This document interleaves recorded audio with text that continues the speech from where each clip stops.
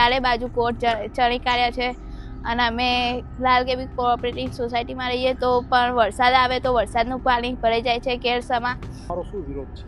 અમારો વિરોધ એ જ છે કે અમારી જગ્યા છે, અમારી જગ્યાએ છોડી દે. ભૂમાફિયાઓ જે છે અમારાના અમે લોકો ગરીબના ઝૂંપડા તોડવા એ લોકો તૈયાર છે, તો આ લોકોના બંગલા કેમ નથી देखाता सरकार ने? बंगला नहीं ये उनका तो मांग है, वो तो अपना कर रहे हैं, हमारा तो कोई सुनाई नहीं है। अब मैं कल जा रही हूँ, देखो क्या करते हैं, मैं भी दिखाऊंगी कि देखो हमारे में क्या दम है। सबको तो नहीं दिया मोदी साहब कि मैं हम लोग लिख के मोदी साहब के दौड़ मोदी साहब दौड़ के आवे। दिल्ली में बैठे हैं, કોઈ સાંભળવામાં આવતું નહીં. ગરીબનો ઝૂંપડું હોય એ તોડવા રાજી થઈ જાય છે, બરોબર, તો આ કેમ તોડવા રાજી નહીં થતા? ઉપવાસ આંદોલનમાં બેસીશું અને આ ભૂમાફિયાનો નિકાલ લાવો તમે. તે મળેલા જ છે બધા, એ અમને ખાતરી થઈ ગઈ છે. જે રાજકીય માણસો વ્યક્તિઓ પણ છે અને આ ભૂમાફિયાઓ છે કોઈનું સાંભળતા નથી. એ ગમે તે લેનદેન કરી અને આ વસ્તુ એમણે કરી દીધી છે. અમદાવાદમાં એક સોસાયટીમાં કેટલોક કોમન પ્લોટની અંદર જે સ્થાનિકોનો આરોપ છે કે બોગસ પેઢી બનાવીને ખાનગી બિલ્ડરને વેચી દેવામાં આવી છે. સ્થાનિકો કલેક્ટર સુધી ફરિયાદ કરે છે, સીએમઓ સુધી ફરિયાદ કરે છે, પણ કોઈ સુનાવણી થતી નથી અને બિલ્ડર ત્યાં આલીશાન મકાન બાંધી રહ્યો છે. હવે સ્થાનિકો કંટાળ્યા છે અને તેઓએ આમરણ ઉપવાસ અનશનની ચેતવણી આપી છે. નમસ્કાર, હું છું ચિંતામણી પુત્ર અનિલ પટેલ. સ્વાગત છે આપનું અમારા વિશેષ કાર્યક્રમમાં. ઘટના છે અમદાવાદના હાથીજળ વિસ્તારની. ત્યાં લાલ ગેવી આશ્રમ છે એની સામે જે સોસાયટી આવેલી છે એમાં લોકો ત્યાં છેલ્લા 2-3 વર્ષથી લડી રહ્યા છે. કલેક્ટરનો આદેશ છે, સીએમઓમાંથી આદેશ છે, પણ કોર્પોરેશન કે સ્થાનિક અધિકારીઓ એ વાત માનવા તૈયાર નથી.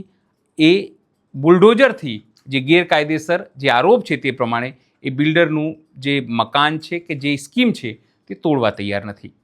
આવો સાંભળીએ સ્થાનિકો કેવા પ્રકારના ગંભીર આરોપ લગાવી રહ્યા છે અને સરકારને અને સ્થાનિક અધિકારીઓને નિશાને લઈ રહ્યા છે.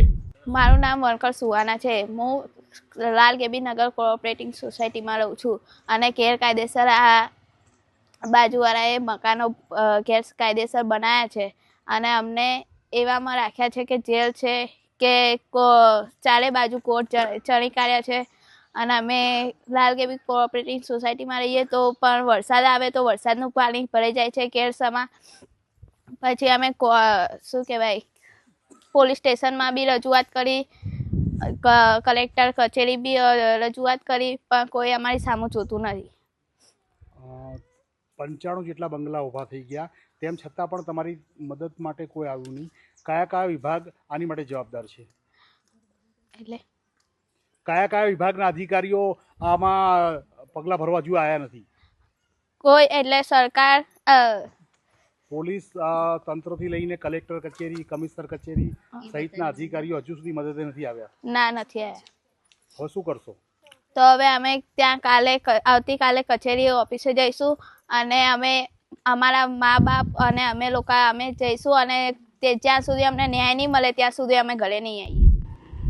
તમારી જગ્યાઓ પર ગેરકાયદેસર જે તમે આક્ષેપ કરી રહ્યા છો કે બાંધકામ થઈ રહ્યું છે, બંગલાઓ બની ગયા છે, તો એની રજૂઆત તમે અનેક જગ્યાએ કરી, તો અહીંના નગરસેવક કે ધારાસભ્યો કોઈ તમને મદદ નથી આવી? કોઈ નથી આવ્યું અમને મદદ કરવા. કઈ રજૂઆતો કરી હતી? અમે કમિશનર ઓફિસમાં કરી છે, મુખ્યમંત્રી સાહેબને બી કરી છે અને આપણા ધારાસભ્ય બધાને મળી આવ્યા, પણ કોઈ અમારી મદદ કરવા આવ્યું નથી.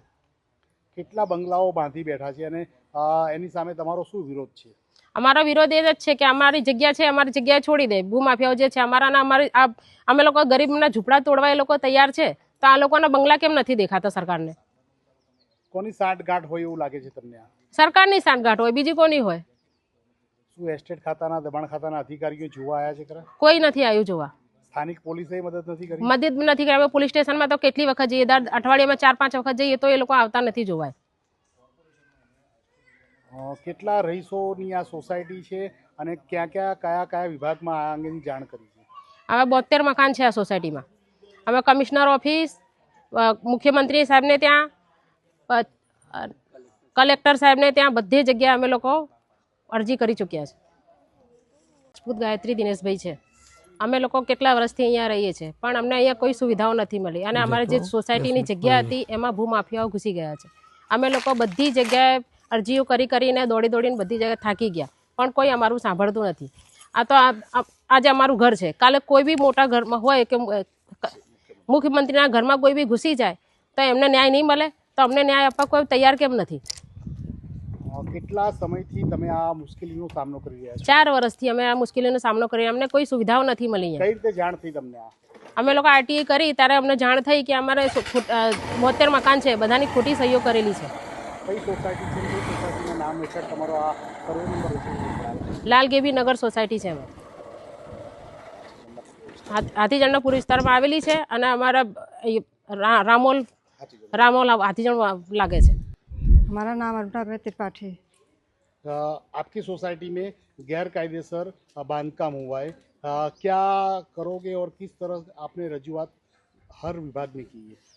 संत साहब मैं तो सख्त चारों बाजू में बोल चुकी हूँ, ये हमारे सामने सब हुआ है, ये लोग जबरदस्ती किए हैं, पुलिस के केस जाती हूँ वहाँ पे नहीं कोई सुनाई देता है, सख्त घूम घाम के अपने घर पे बैठ गई हूँ, कोई सुनाई हमारी नहीं है। मैं करूँगी, बरसात में देखो मेरे घर में पानी घुस जाता है, बैठे रहते हैं, न पानी पीने को मिलता है न पानी नहाने को मिलता है। हम लोग यहाँ बरसात में इतने कमर तक पानी भरता है, कोई देखने आता है? कौन भरवा रहा है? इसको जुड़वा देवे, कौन रहेगा यहाँ पे? कौन सोसाइटी में रहेगा? वैसे तो बहुत देखभाल करते हैं, हम डोही डोहा रहते हैं, हमारे बच्चे यहाँ नहीं रहते हैं, कहाँ जाऊँगी मैं?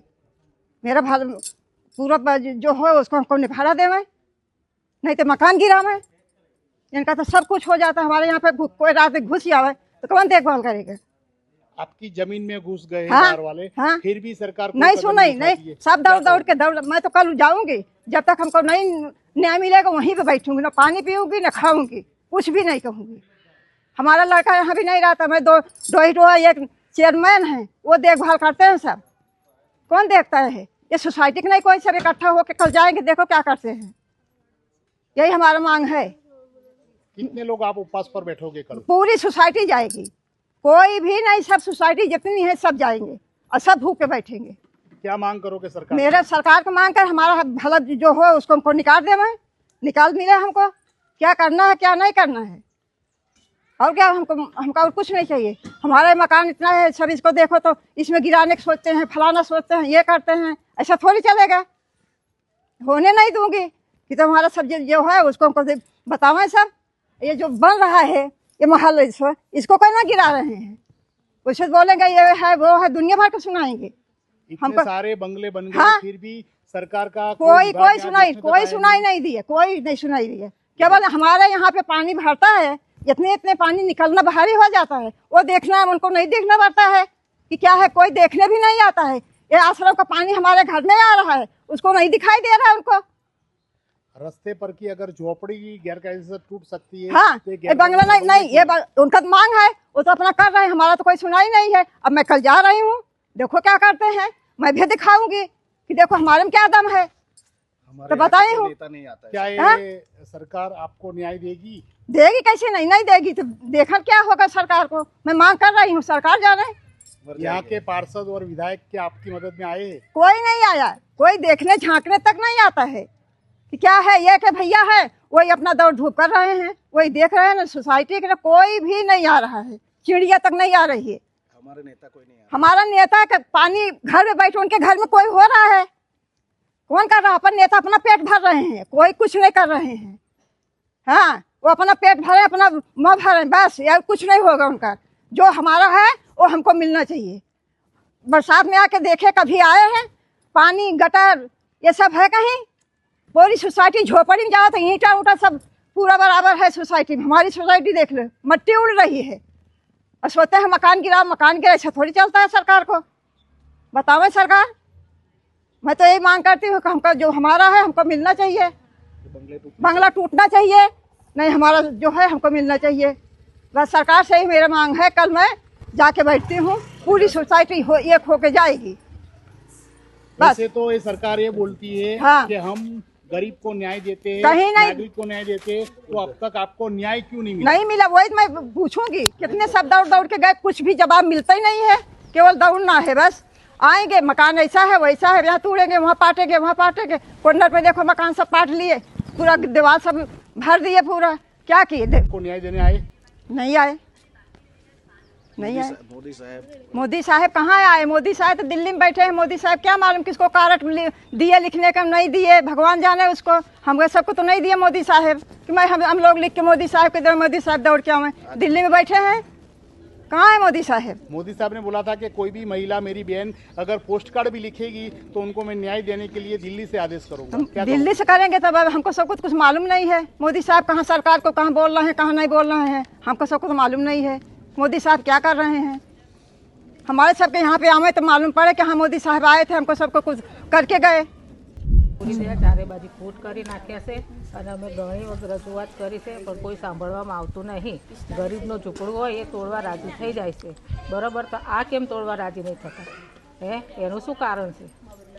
સરકાર એમ કહે છે કે અમે ન્યાય માટે અહીંયા બેઠા છીએ અને તમે તમારી ફરિયાદ સાચી હશે તો અમે તરત પગલાં ભરીશું. તમારી ફરિયાદ સાચી હોવા છતાં પણ કેમ હજુ સુધી કોઈ વિભાગ તમારી મદદે નથી આવતું?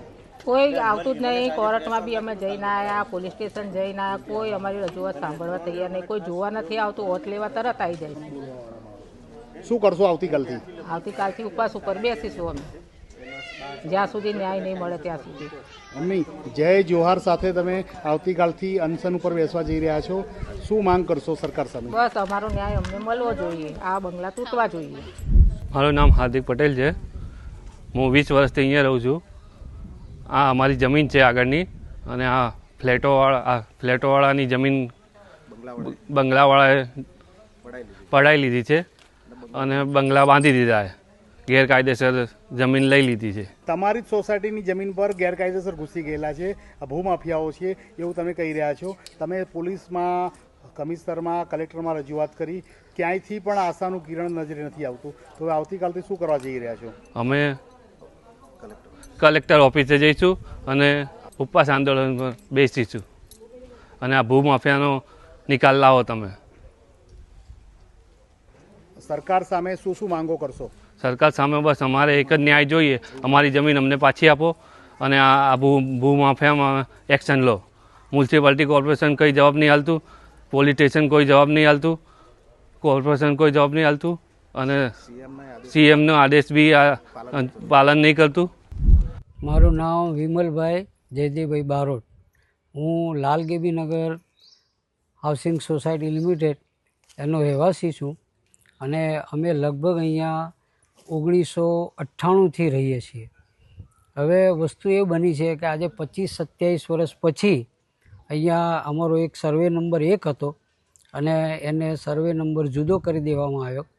હવે સર્વે જુદો કર્યો એમાં અમારા સોસાયટીમાં જે રહેતા સભ્યો એની કોઈ સંમતિ હતી નહીં કે બિલ્ડરે કે ભૂમાફિયાઓએ અમારી સાથે કોઈ ચર્ચા કર્યા વગર સર્વે નંબર જુદો કરી દીધો. ત્યારબાદ અહીંયા સોસાયટીના સભ્યોને અત્યારે એટલી હાલાકી પડી રહી છે કે ચારે બાજુથી એક કોટ બાંધી દીધો છે અને અમારી સોસાયટી એક જેલની જેમ એને અંદર કરી દેવામાં આવી છે. એટલે અમને કોઈ ફાયદાઓ આપવામાં આવ્યા નથી અને પ્લસ બીજું ચોમાસામાં ચારે બાજુથી પાણી રહે તો અમારે કેળસમાં અહીંયા સોસાયટીમાં પાણી ભરાઈ જાય છે. એવી પરિસ્થિતિમાં મને મૂકી દીધા છે. અને બીજું કે જ્યારે અમે તપાસ કરી, મ્યુનિસિપાલિટીમાં આઈટીઆઈ કરી અને અમે તપાસ કરાવી તો એવું જાણવા મળ્યું કે અમારા તમામ સભ્યોની ત્યાં ખોટી સહીઓ કરી અને આ સર્વે નંબર જુદો કરવામાં આવ્યો છે. અને જે આજે મારા જ ફાધરની વાત કરું તો મારા ફાધર આજે 18 વર્ષથી ગુમ થયેલા છે, તો આજે એમની પણ ત્યાં સહી બોલે છે. બીજું 2-4 જણા તો એવા વ્યક્તિ છે કે જે ડેથ સર્ટિફિકેટ છે એમના, તો એમની બી સહીઓ અત્યારે બોલે છે. એટલે આવી રીતે અમારી સાથે છેતરપિંડી કરી અને સર્વે નંબર જુદો કરેલો છે. તો મુખ્યમંત્રી સાહેબને અને અમારા રામોલ હાથીજન વોર્ડના જે તે સંસદ સભ્ય હોય કે ધારાસભ્ય હોય એને અમારી નમ્ર વિનંતી છે કે આ બાબતે અમને યોગ્ય ન્યાય અપાવે એવી અમારી સોસાયટીના તમામ સભ્યોની નમ્ર વિનંતી છે. આમ તો ભૂમાફિયાઓ સામે કમર કસવા સરકારે અનેક કાયદાઓ ઘડ્યા છે અને એનો અમલ પણ કર્યો છે. તો શું આપના વિસ્તારમાં ક્યારે પણ આ તંત્ર તરફથી કોઈ મદદ મળી છે? નહીં, તંત્ર તરફથી સાહેબ કોઈ મદદ નથી મળી. કારણ કે આમાં અમને એવું લાગી રહ્યું છે કે રાજકીય માણસો અને આ ભૂમાફિયાઓ એક સાથે મળેલા જ છે બધા. એ અમને ખાતરી થઈ ગઈ છે. જે રાજકીય માણસો, વ્યક્તિઓ પણ એ છે અને આ ભૂમાફિયાઓ છે એ કોઈનું સાંભળતા નથી. એ ગમે તે લેનદેન કરી અને આ વસ્તુ એમણે કરી દીધી છે.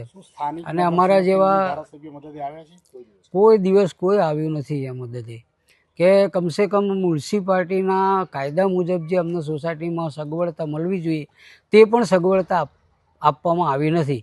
એ લોકોનું કદાચ ધારવું એવું છે કે આ લોકો હેરાનગતિ થઈ અને એથી નીકળી જાય એવી જ બધાની નીતિ લેન્ડ છે. ગ્રેબિંગ હેઠળ તમારો આ કેસ આવે છે, તો શું એ ઓથોરિટી સમક્ષ તમે આની રજૂઆત કરી? બધી જ જગ્યાએ અમે મ્યુનિસિપાલિટી કમિશનર સાહેબ સાથે પોલીસ કમિશનર પછી કલેક્ટર સાહેબ બધી જગ્યાએ અમે આની રજૂઆત કરેલી છે, પણ આ રજૂઆત અમારી કોઈએ સાંભળી નથી. અમને યોગ્ય ન્યાય મળ્યો નથી. તો હવે શું તમે માંગ કરશો આની સામે? અમે માંગ હવે એવી કરી રહ્યા છીએ કે આવતીકાલથી કલેક્ટર ઓફિસે લાલગેબીનગરના તમામ સભ્યો આમંત્રણ ઉપવાસ ઉપર ઉતરવાના છે. આમરણ ઉપવાસ ઉપર આવતીકાલથી ઉતરી રહ્યા છો. હા. કઈ રીતે આપણે તમે ત્યાં રજૂઆત કરશો અને સાથે સાથે કઈ બાબતનું ધ્યાન રાખશો? બસ અમે આ સર્વે નંબર જે અલગ અમારી સંમતિ વગર થયું છે એનો અમને યોગ્ય ન્યાય મળવો જોઈએ. અમારી સોસાયટીમાં મ્યુનિસિપાલિટીના જે તે સગવડતાઓ મળતી હોય એ અમને મળવી જોઈએ. અમારે આ ન્યાય અમારે મળવો જોઈએ. અમને हमारा नाम बिट्टन बहन कोरी। हमारे सोसाइटी में